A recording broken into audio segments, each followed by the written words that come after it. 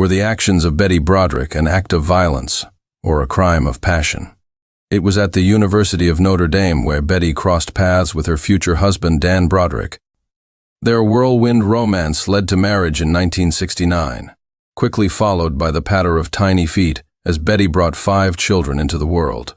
But behind the facade of domestic bliss, cracks began to form. Dan's ambitions led him down a path that strained their relationship, culminating in his affair with Linda Kolkina, a young legal assistant. Betty's suspicions turned to certainty, igniting a bitter divorce that would set off a chain of events no one could have foreseen. On that fateful November morning in 1989, Betty's simmering rage boiled over. Armed with a revolver, she made her way to Dan's home, where he and Linda lay sleeping. In a moment of madness, she pulled the trigger, ending their lives in a hail of bullets. Betty's descent into darkness didn't end there. 2 trials unfolded, each painting a damning portrait of a woman consumed by jealousy and rage. The jury's verdict was swift and merciless. 2 counts of second-degree murder. Betty was sentenced to a life behind bars. What possessed Pam Hupp to stab her friend more than 50 times? Pam Hupp's story begins in Delwood, Missouri, where she spent her formative years before settling in O'Fallon with her husband. Despite a seemingly ordinary life, Hupp had a dark side. She dabbled in shady dealings, including forging signatures, and eventually stopped working altogether, citing disability benefits for various ailments. But it's her friendship with Betsy Faria that casts the darkest shadow. Betsy, a co-worker of Hupp's at State Farm, battled terminal cancer with grace and courage. In a heart-wrenching turn of events, just days before her death, Betsy changed the beneficiary of her life insurance policy to none other than Pam Hupp. As suspicions swirled and legal battles ensued, tragedy struck on December 27, 2011. Betsy, fresh from chemotherapy, was last seen alive with Hupp, who insisted on driving her home. Hours later, Betsy's lifeless body was discovered in a pool of blood, brutally stabbed over 55 times. While Betsy lay dying, her husband Russ was miles away, oblivious to the horror unfolding at home. His discovery of her lifeless body, coupled with Hupp's dubious behavior, only added fuel to the fire of speculation. Despite mounting evidence and a web of deceit, one question remained. Were the actions of Candace Montgomery an act of violence or self-defense?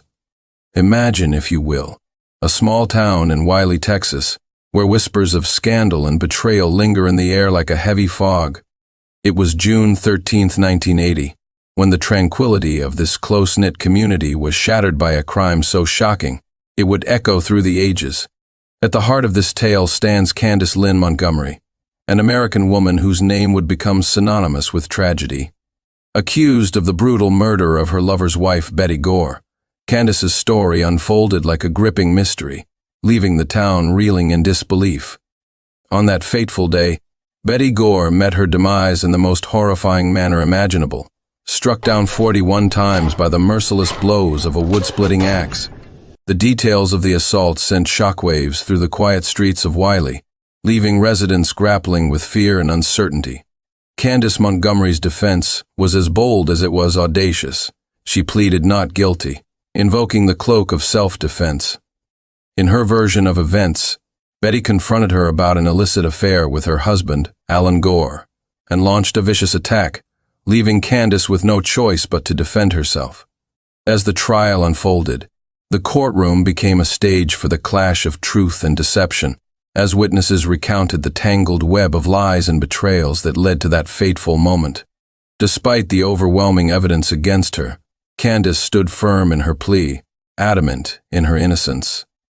In the end, the scales of justice tipped in Candace's favor as she was acquitted of murder charges. But the scars of that tragic day would forever haunt the town of Wiley, casting a shadow over its once idyllic facade. And amidst the whispers and speculation, one question remained unanswered. Were Daniel Lugo's actions cruel or comical? In the mid-1990s, the Sun Gym wasn't just a place to pump iron. It was ground zero for a group of characters caught up in a whirlwind of crime and chaos.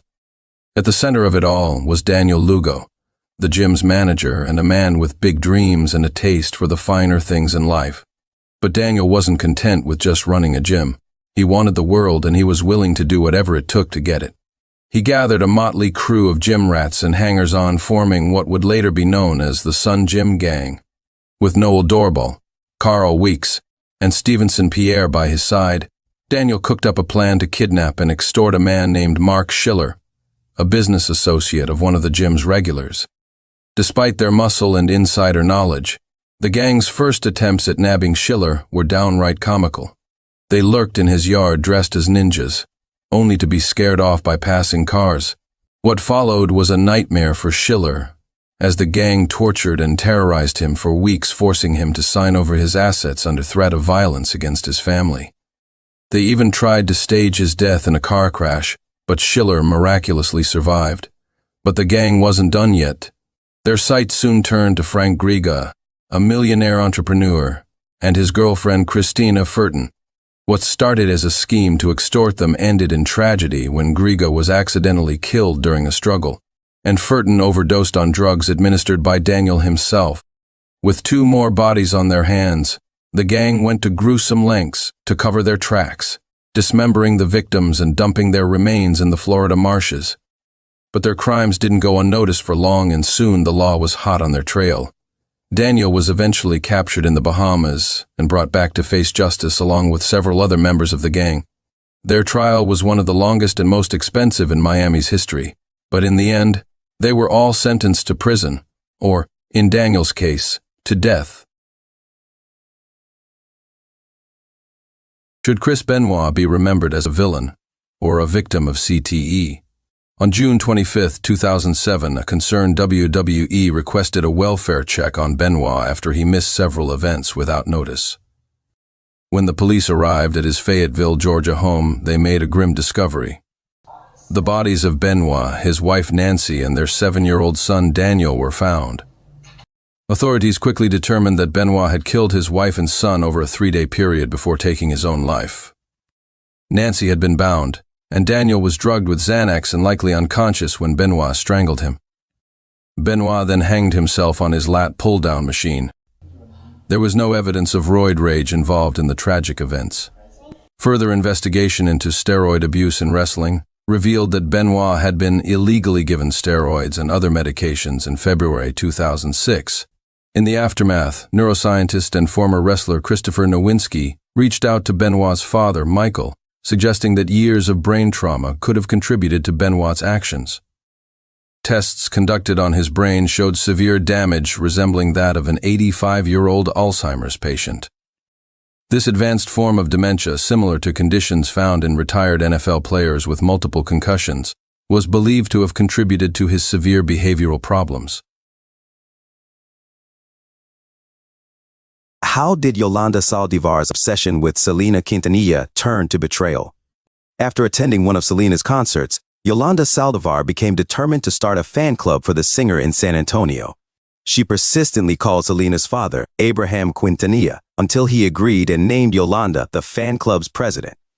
Yolanda's role expanded, and she was later promoted to manage Selena's clothing boutiques. Things took a dark turn.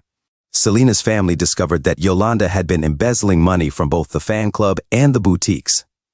On March 31, 1995, Selena agreed to meet Yolanda at a Days Inn motel in Corpus Christi. The meeting was supposed to be about retrieving financial records that Yolanda had been holding onto. However, instead of handing them over, Yolanda delayed things, claiming she had been assaulted in Mexico. Concerned, Selena took her to a hospital, but they were told that because the alleged assault happened in another country, they couldn't perform the necessary exam. They returned to the motel, and that's when things took a deadly turn. Selena once again demanded the records, but instead of complying, Yolanda pulled out a .38 caliber revolver. Selena tried to run, but Yolanda shot her in the back, severing a major artery. Critically wounded, Selena managed to make it to the lobby, desperately seeking help. By the time help arrived, it was too late. Do you think Sean Diddy Combs will be convicted of his crimes? Cassie Ventura, who had been in a long-term relationship with Combs, came forward with a shocking lawsuit. She accused him of assault, trafficking, and abuse. To make things even wilder, There was an allegation that Combs was behind the explosion of her then-boyfriend Kid Cudi's car. But just one day after she filed the lawsuit, Combs and Cassie reached a settlement and the case was dismissed. In May 2024, CNN released surveillance footage showing Combs physically assaulting Cassie at the Intercontinental Hotel in Los Angeles back in 2016, one of the incidents she had mentioned in her lawsuit.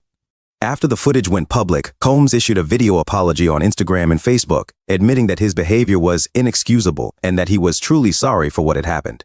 According to later reports, hotel staff had stopped the assault, and there were allegations that Combs tried to bribe them to keep quiet, which led to a federal indictment in September 2024. But it didn't stop there. In late November 2023, 2 more women filed lawsuits against Combs, accusing him of sexual assault and revenge porn. One of the claims went back to 1990 or 1991, alleging that Combs and another musician, Aaron Hall, had abused a woman while Combs recorded the act.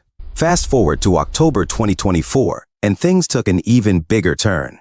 The Washington Post reported that a team of lawyers was gearing up to file up to 120 more lawsuits against Combs. These new cases were set to cover assaults from the 2000s and 2010s, with 25 of the alleged victims being minors. These weren't just claims against Combs, though. The lawsuits were expected to name others who either witnessed the assaults or were complicit in some way. Attorney Tony Busby, who was leading the charge, said some of the names involved would be shocking.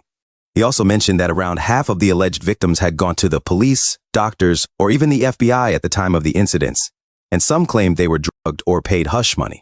On the flip side, Combs' legal team has maintained his innocence. His lawyer, Erica Wolf, stated that Combs is looking forward to his day in court. When he comes to a P. Diddy party, this is what happens to the white man. It's so unfortunate. You gotta pull back though, so they can see. That's crazy. Matt, move out the way. You're still alive.